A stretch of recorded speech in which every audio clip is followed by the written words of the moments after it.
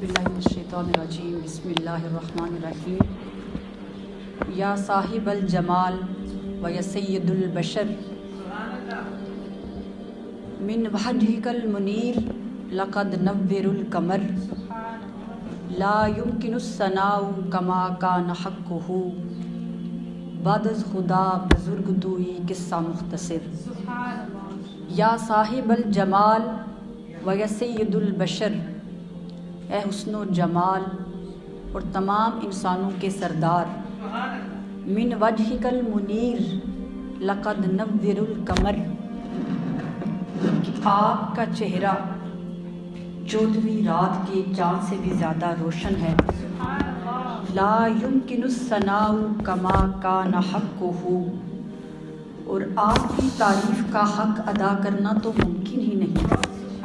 बादज़ खुदा बुज़ुर्ग तूई किस्सा मुख्तसर, खुदा के बाद आप ही बुज़ुर्ग हैं, यही किस्सा मुख्तसर है। तो सबसे पहले मैं आप तमाम अहबाब की बारगाह में सलाम मोहब्बत पेश करना चाहती हूँ, और वो तमाम अहबाब जो ज़ूम में हमारे साथ शामिल हैं, मैं उन सबको भी सलाम पेश करती हूँ और मुबारकबाद पेश करती हूँ, क्योंकि आज के डिजिटल दौर में और जो हालात चल रहे हैं, जो लोग ज़ूम के थ्रू हमारे साथ महफ़िल में मौजूद हैं, वो सवाब और अजर में जो मस्जिद में बैठे हैं उनसे की सूरत भी कम नहीं है। इसलिए जो ज़ूम पे देख रहे हैं, मैं आप सबको ये पैगाम देना चाहती हूँ कि दिल छोटा ना करें, क्योंकि अल्लाह ताला नीयतों को देखता है। और आप मस्जिद में फ़िज़िकली इसलिए नहीं आ सके कि मस्जिद में कैपेसिटी नहीं थी। अगर कैपेसिटी होती यकीनन आप भी यहाँ मौजूद होते, लेकिन अजर देने वाली ज़ात तो अल्लाह ताला की है ना। सीरत मुस्तफ़ा से इताअत व इत्तिबा का एक गोशा हम भी तोहफे के तौर पे लेते जाएं। आपको मालूम है कि अल्लाह के बाद इस पूरी कायनात में सबसे बढ़कर एहसास करने वाला और केयर करने वाला कौन था?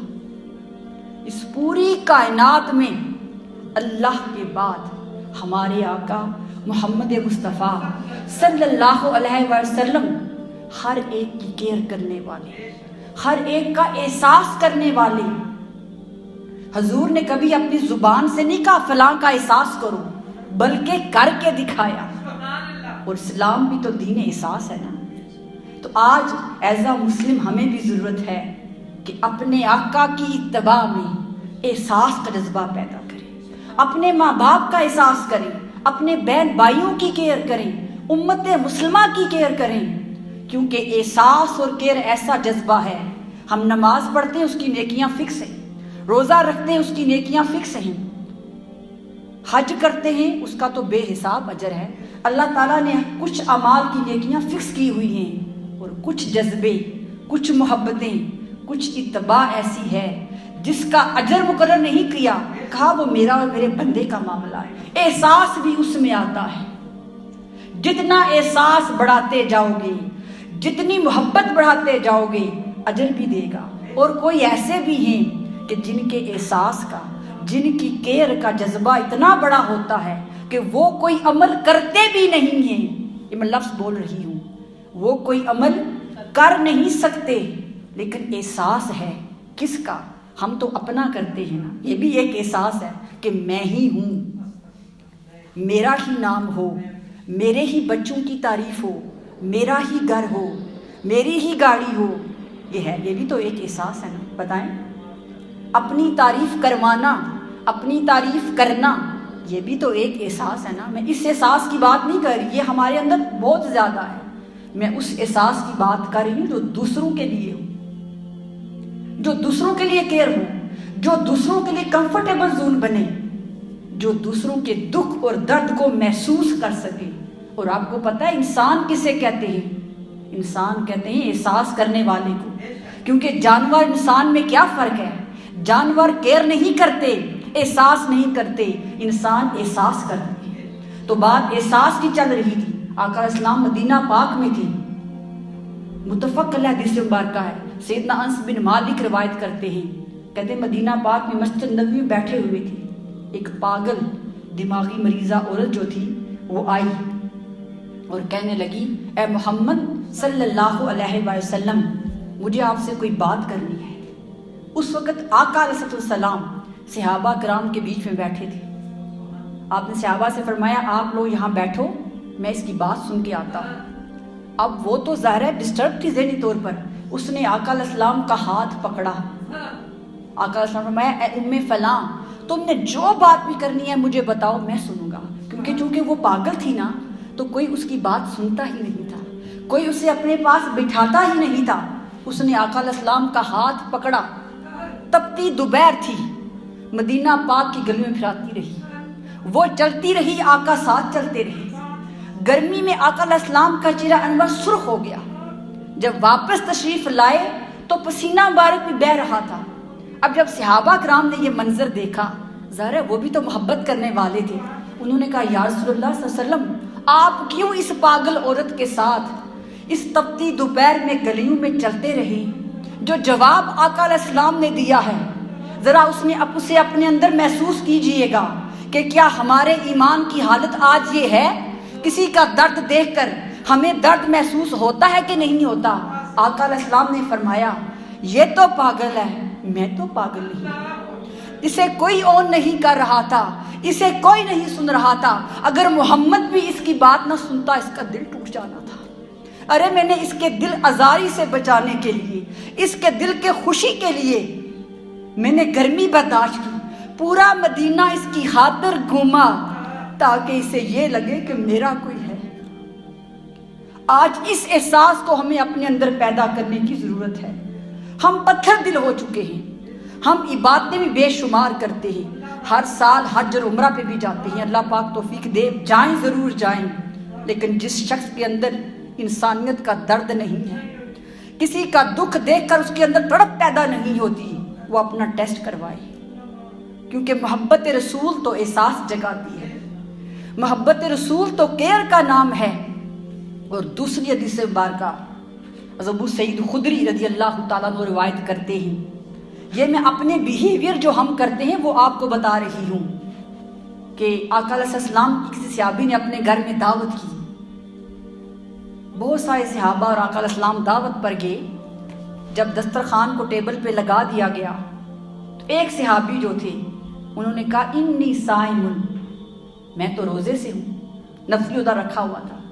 جب آقا علیہ السلام نے یہ بات سنی، آپ نے فرمایا تمہیں اپنے بھائی کی اس دعوت پہ جو اس نے بلایا تمہیں اس کا احساس نہیں ہے؟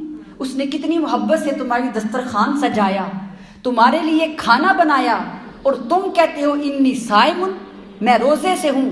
آج روزہ توڑ دو، اس کا دل نہ توڑنا، کیونکہ نفلی روزہ توڑ کر دوبارہ قضا کی جا سکتی ہے، کسی کا دل توڑ کر جوڑا نہیں جا سکتا۔ حضور نے فرمایا روزہ توڑ دو، بعد میں رکھ لینا، اس کا دل نہ توڑ۔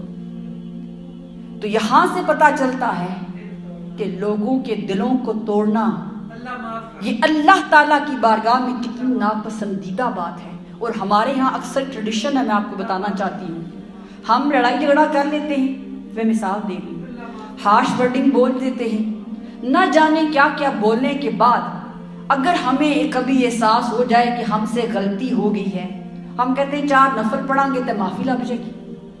کسی کا دل دکھایا ہے، کسی کی دل آزاری کی ہے، کسی کی انسلٹ کی ہے، تو چاہے لاکھ سجدے کر کر کے ماتھوں پہ محرابیں ڈال لو، وہ گناہ معاف نہیں ہوگا، کیونکہ دل توڑنا اتنا بڑا گناہ ہے کہ اس سے بڑا کائنات میں کوئی گناہ ہی نہیں ہے۔ اس لیے ہم سب کوشش کریں کہ گفتگو کرتے ہوئے بھی احتیاط کریں، کیونکہ سب سے پہلے دل زبان توڑتی ہے، زبان کی سختی، فریک اور کبھی کبھی بہت اسٹریٹ فارورڈ ہونا بھی نقصان دے دیتا ہے۔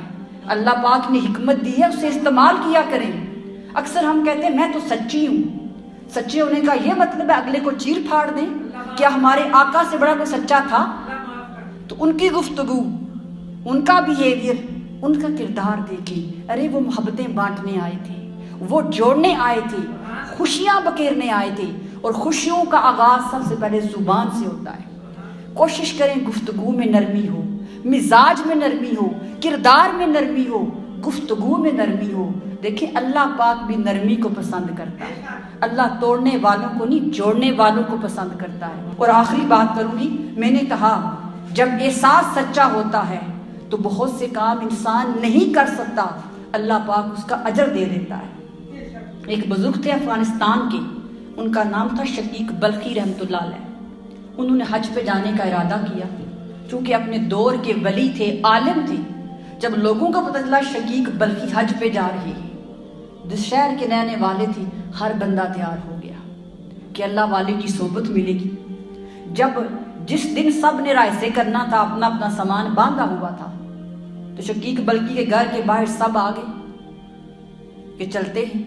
تو شقیق بلخی رحمۃ اللہ علیہ نے بولا کہ میں حج پہ نہیں جا سکتا۔ جب لوگوں نے یہ بات سنی تو ان کی زبانیں جو تھوڑی دیر پہلے تعریفوں میں تھی نا، وہ سارے الزام دینا شروع ہو گئے، ہم تو آپ کیسے حج پہ جا رہے تھے، یہ کیا ڈرامہ، جو جس کے دل میں آیا نا وہ کہتے گئے۔ آپ نے کوئی جواب نہیں دیا، ہر ایک کی بد زبانی کو آپ نے برداشت کیا۔ جب لوگ حج پہ چلے گئے، حج ہو گیا، وہاں پر بہت سے اولیاء کرام تھی۔ ان اولیاء میں سے کسی ایک کو فرشتوں کی زیارت ہوئی خواب میں۔ ان فرشتوں نے خواب میں کہا مبارک ہو، تم سب کا حج کسی ایک بندے کی وجہ سے قبول ہوا ہے۔ انہوں نے خواب میں پوچھا کس کی وجہ سے قبول ہوا ہے؟ انہوں نے کہا افغانستان کا شقیق بلخی ہے، اس کے صدقے جتنے لوگ بھی حج کرنے آئے تھے ان سب کا حج قبول ہو گیا۔ ان کی آنکھ کھل گئی۔ اب جو پہلے جانے سے پہلے برا بلا کہہ کر گئے تھے نا، حج سے جب واپس آئے تو اپنے گھر جانے کی بجائے شقیق بلخی کے گھر میں گئے، کیونکہ وہ تو حج پہ گئے ہی نہیں تھے۔ اب یہ پوشمول بھی ذہن میں تھا کہ ایسا کیا کیا کہ حج پہ تو گئے ہی نہیں، حج ان کی وجہ سے سب کا قبول ہو گیا۔ اب جب وہ ان کے گھر گئے، ان سے کہا حضرت ہمیں معاف کر دیں، لیکن ہمیں یہ تو بتائیں آپ نے کیا کیا ہے۔ وہ تو اللہ کے ولی تھے نا، انہوں نے کہا میں تو گناہگار بندہ ہوں، دیکھو میں کتنا گناہگار ہوں، حج پہ جا رہا تھا نہیں گیا، مجھ سے بڑا کوئی گناہگار ہوگا؟ انہوں نے کہا نہیں بتائیں صحیح۔ انہوں نے کہا اچھا پھر سنو، حج سے کچھ دن پہلے میں اپنے گھر سے باہر نکلا تو میں نے دیکھا کہ ایک خاتون جو ہے وہ ایک مردہ جانور پڑا تھا، اس کے گوشت کے پیسز کاٹ رہی تھی۔ تو مجھے بڑا حیرانگی ہوئی کہ یہ اس کو نہیں پتا کہ مردار نہیں کھاتے۔ تو کہتے میں نے اس کو فالو کیا، وہ گوشت کے پیسز لے کر گھر گئی، اس نے وہ پکانا شروع کر دیا۔